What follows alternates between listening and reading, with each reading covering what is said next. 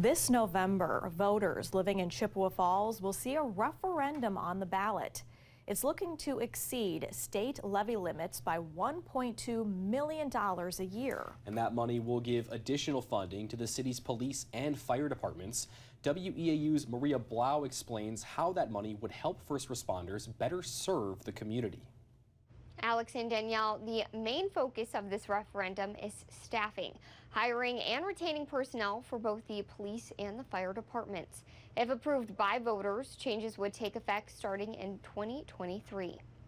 3 more firefighter paramedics. That's what a proposed $1.2 million referendum would mean for the Chippewa Falls Fire Department. The city has been able to utilize the positions to the best of their ability, utilize those tax dollars, and really buckle down and work hard with what we have.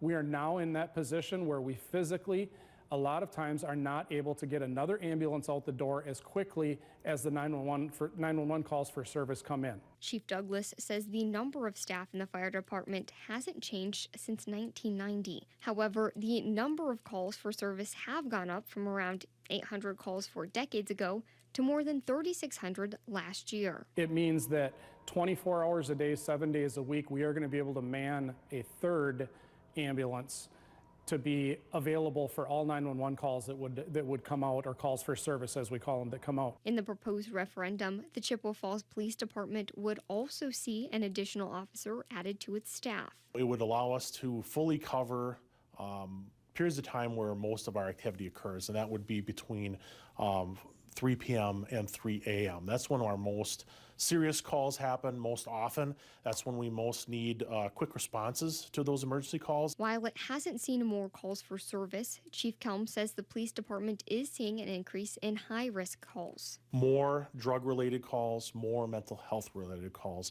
and in general calls where you need more than one officer to respond to. In addition to adding staff, the referendum would give current employees in the 2 departments a pay increase. Kelm says that would help CFPD be competitive when it comes to hiring and retaining staff in a career field seeing fewer people apply.